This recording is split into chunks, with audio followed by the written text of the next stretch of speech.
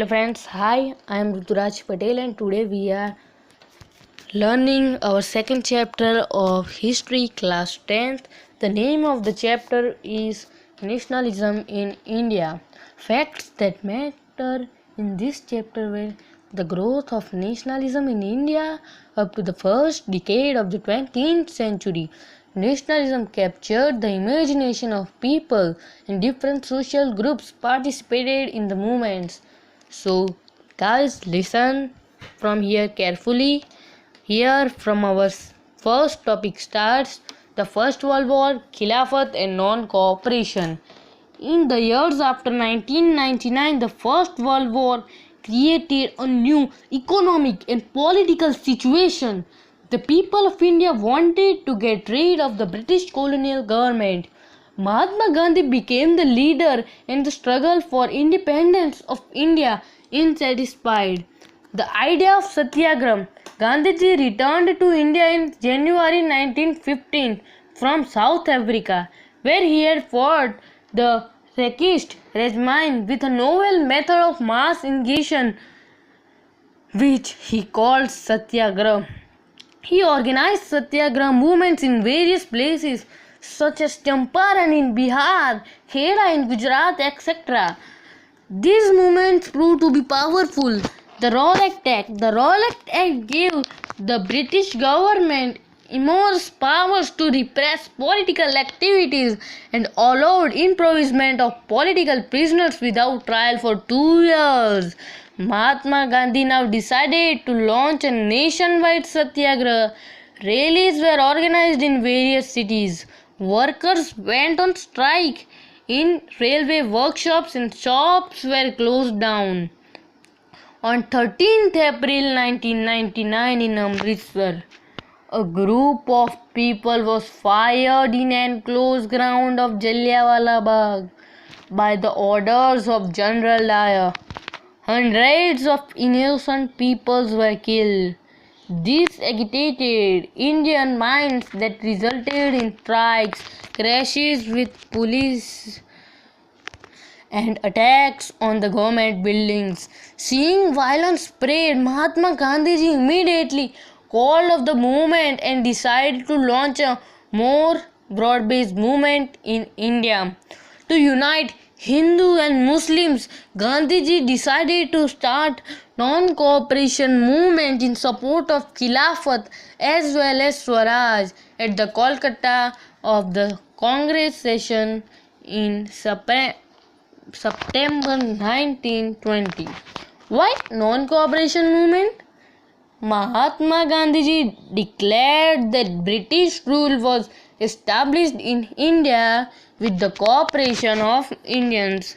If Indians refused to cooperate, British rule in India would collapse within a year and Swaraj will come.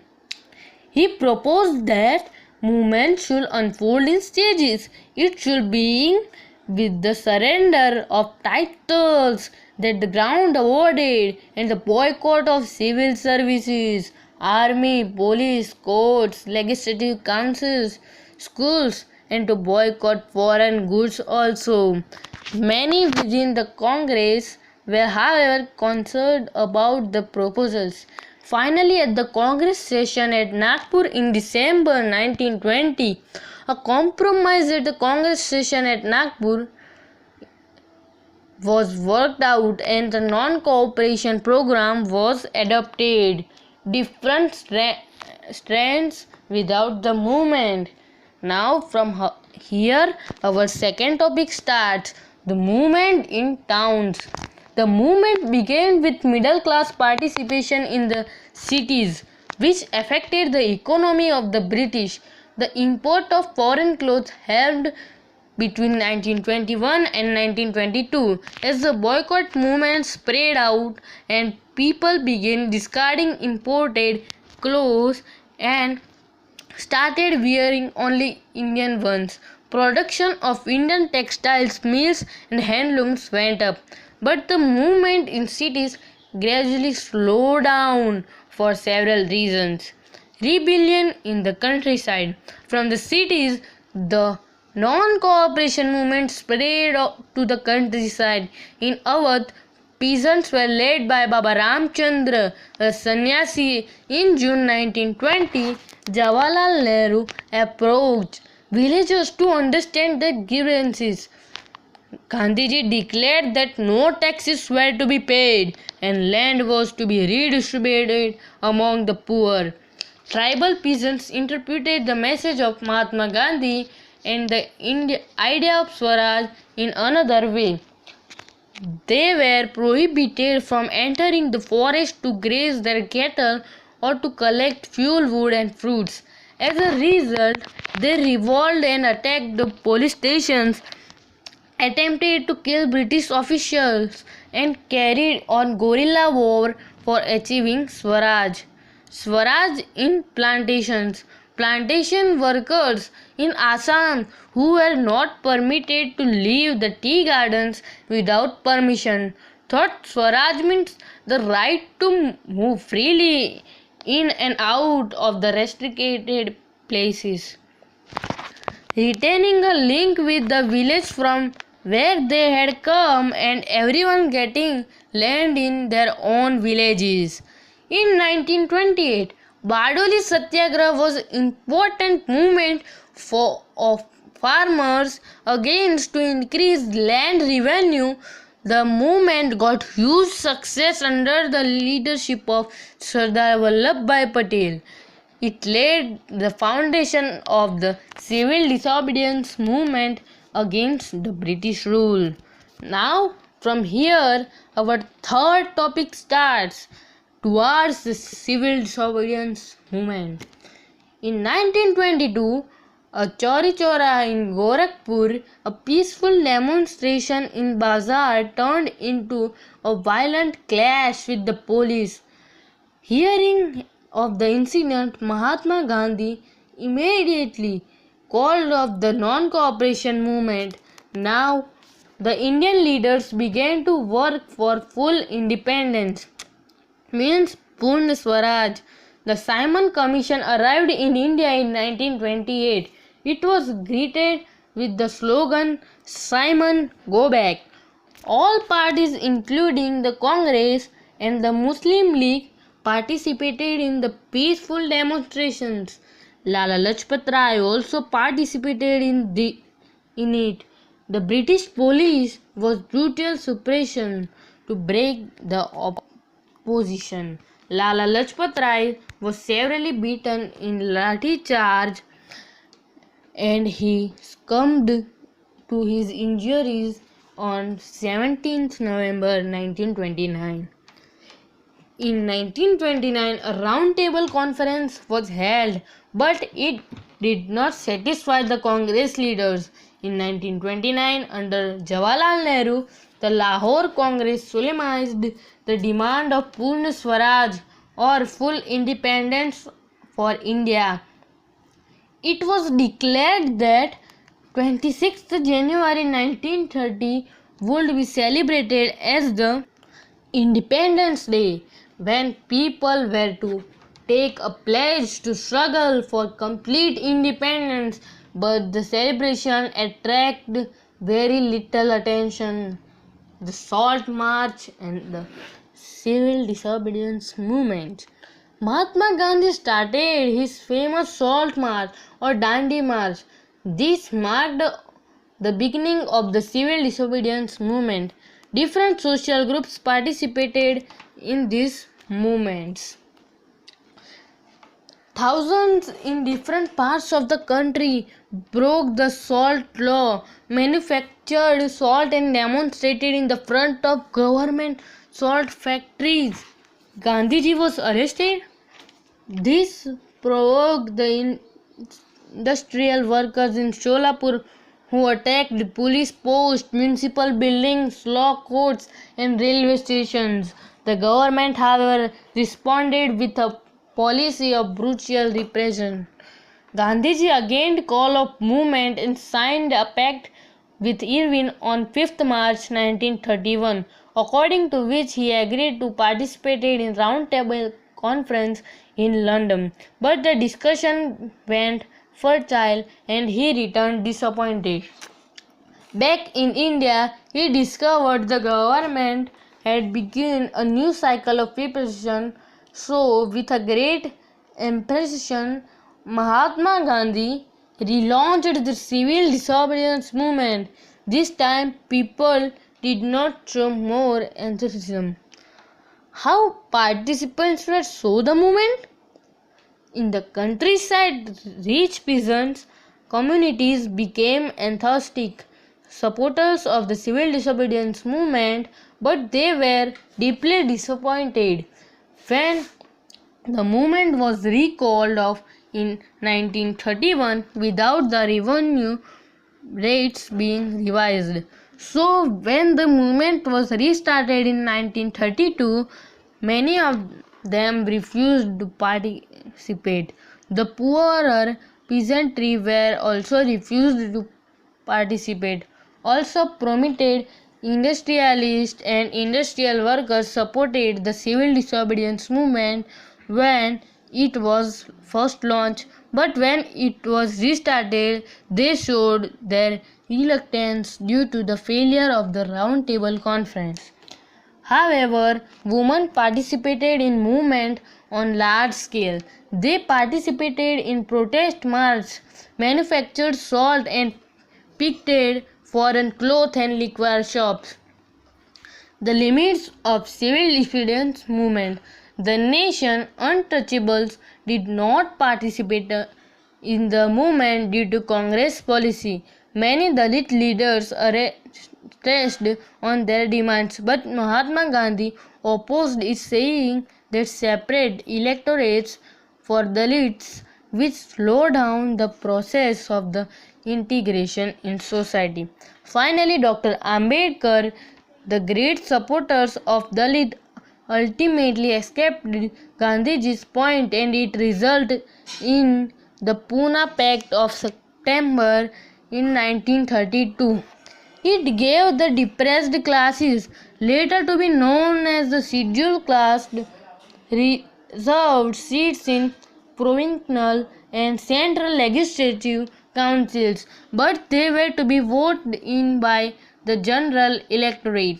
Some of the Muslim political organizations in India were also lukewarm in the responses to the civil disobedience movement. After the decline of the non-cooperation movement, Khilafat movement, a large section of Muslims felt separated from the Congress. Many Muslim leaders and intellectuals now expressed their concern about the status of Muslim and minority within India. They feared that the culture and identity of minorities would be submerged under the domination of Hindu majority. After the failure of Cripps mission and during the middle of the Second World War, Mahatma Gandhiji decided to start another phase of movement, Quit India movement. In this movement, he asked the British to leave the country immediately. Finally, the British government suppressed the movement, but it did not go in vain. It brought freedom very close. Now, from here, our fourth topic starts: sense of collective belongings. Nationalism spreads when the people begin to believe that they were all part of the same nation. When they discover some unity that binds them together. This sense of collective belongings came partly through the experience of united struggles. At the same time, history and fiction, folklore and song, popular prints and symbols also played an important role in spreading nationalism. The identity of India came to be visually associated with the image of Bharat Mata. The image of Bharat Mata acquired many different forms. During the Swadeshi movement in Bengal, a tricolor flag, red, green, and yellow, was designed. It has 8 lotuses representing 8 provinces of British India and a crescent moon representing Hindu and Muslims. Another means of creating a feeling of nationalism was through reinterpretation of history. The Indian nationalists began writing the past to discover India's great achievements. They wrote about the glorious developments in the ancient times when art and architecture, science and mathematics, etc., had flourished. This glorious time was followed by history of decline. When India was colonized, the nationalists urged the readers of struggle against the British to restore their glorious past. Flow learning. Satyagraha. It means following the path of truth of non-violence to attain freedom and fight against injustice. It was the philosophy adopted by Mahatma Gandhi. In South Africa, Gandhiji adopted it in his struggle against Turkish regime there. In India, Gandhiji organized in Champaran district to help the peasants in Bihar. He adopted again in Kheda district in favor of peasants of Bihar. He organized it in Ahmedabad to help the cotton mill workers of there. He organized nationwide satyagrahas in different times. Now, words that matter. Rowlatt Act. The act empowered the government to imprison a person without a trial. Satyagraha. Following the path of truth and non-violence. Khadi. Indian handmade cotton cloth. Dandi March. Famous salt march or Dandi March by Mahatma Gandhi from his ashram Sabarmati to the Gujarati coastal town of Dandi. Forced recruitment. The colonial state forced people to join the army. Boycott. The refusal to participate in activities or buy and use things. It is usually a form of protest. Beggar. Peasants were forced to work in landlords' fields without any payment of wages. Swaraj. The word Swaraj is comprised of Swa and Raj. The word Swa means self and Raj means rule, which together means self-government. Purna Swaraj means complete independence. Picket. Blocking the entrance to a shop, factory or office. So now we learn some important datelines. So in 1906, the All India Muslim League was formed. 1918 to 1919, peasant movement in UP or Uttar Pradesh. 1914, the First World War was started. In 1919, the Rowlatt Act, Jallianwala Bagh strike against the Rowlatt Act. 1921, the non-cooperation movement and the Khilafat movement was launched. 1922, Chauri Chaura incident, withdrawal of non-cooperation movement. 1928, Bardoli Satyagraha, Simon Commission was set up in India. Lala Lajpat Rai was injured during a demonstration against Simon Commission and at the end he died. 1929, Lahore Congress was adopted demands for Purna Swaraj. 1913, the civil disobedience movement was started by breaking salt law at Dandi. 1931, the Gandhi Event Pact took place. End of civil disobedience movement. Pune Pact signed. 1932, civil disobedience movement relaunched. And last in 1942, the Quit India movement was started.